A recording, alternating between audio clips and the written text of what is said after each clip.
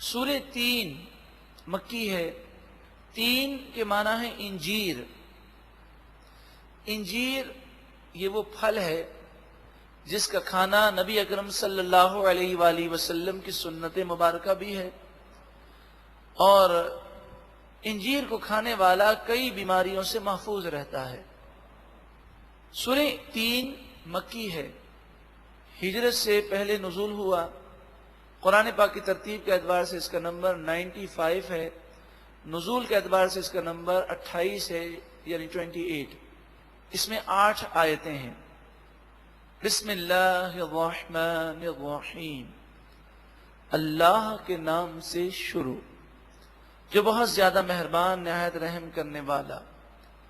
والتین والزیتون، انجیر کی قسم اور زیتون کی قسم. زیتون بھی بہت ہی مفید ہے.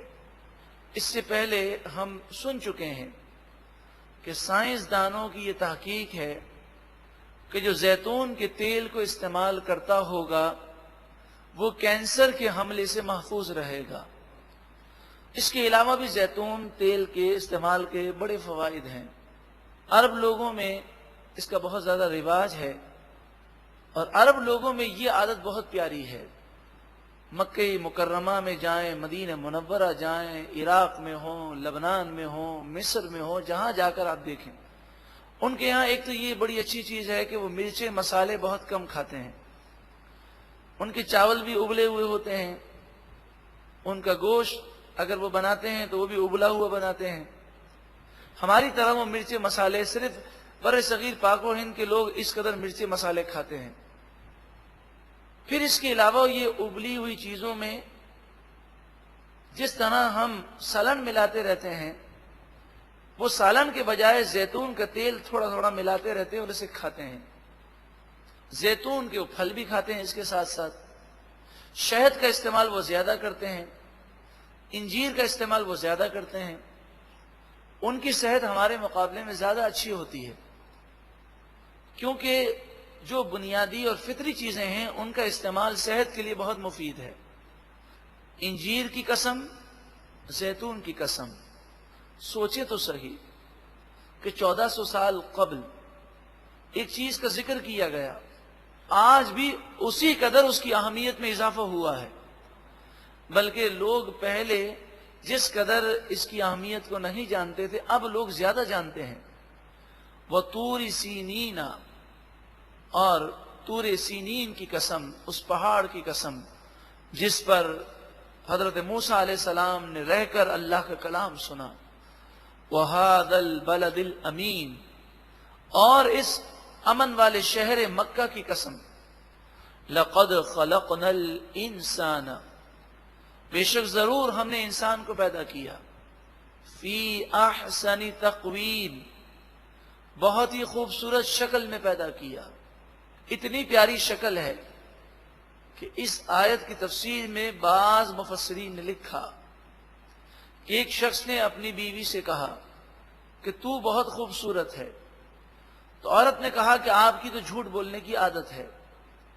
تو شوہر نے کہا کہ اگر تو چاند سے زیادہ خوبصورت نہ ہو تو تجھے 3 طلاق. عورت نے فوراً پردہ کر لیا اور کہا میں چاند سے زیادہ تو خوبصورت نہیں ہوں.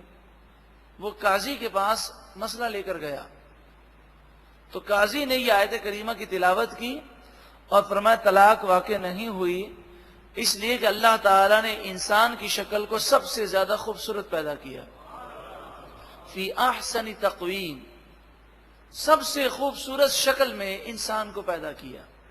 مگر جب جہنم میں کافر جائیں گے تو جہنمی جب جہنم میں جائیں گے تو اس شکل پر یہ باقی نہیں رہیں گے.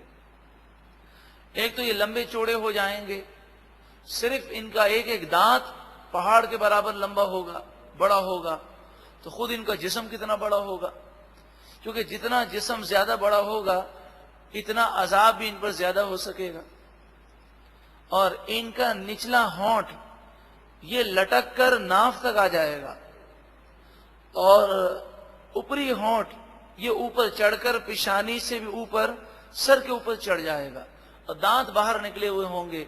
یعنی شکل انسانی کو بدل دیا جائے گا. اور اس حالت میں وہ جائیں گے جہنم میں. ثم رددناہ اسفل سافلین، پھر ہم اس انسان کو لوٹائیں گے سب سے نچلے درجے میں. یہ کون سا انسان ہے جو جہنم میں جائے گا؟ کیسی شکل بنے گی؟ ابھی عرض کر دیا گیا.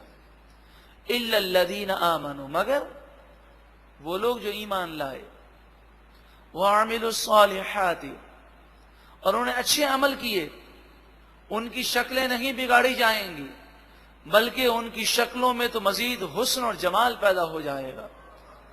فَلَهُمْ أَجْرٌ غَيْرُ مَمْنُونَ، پس ان کے لیے ایسا اجر ہے، ایسا صلہ ہے جو کبھی ختم نہیں ہوگا. فَمَا يُكَذِّبُكَ بَعْدُ بِالدِّينِ، یہ ساری باتیں سننے کے بعد بھی تجھے کون سی چیز فیصلے کے دن کو جھٹلانے پر ابھارتی ہے؟ کیا وجہ ہے؟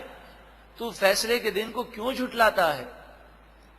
الیس اللہ باحکم الحاکمین، کیا اللہ سب سے بہترین فیصلہ کرنے والا نہیں؟ کیا وہ حاکموں کا حاکم نہیں؟ یقیناً ہے، جب وہ بادشاہوں کا بھی بادشاہ ہے، حاکموں کا حاکم ہے، فیصلہ کرنے والا حقیقی وہی ہے، تو پھر اس کی نافرمانی تو کیوں کرتا ہے؟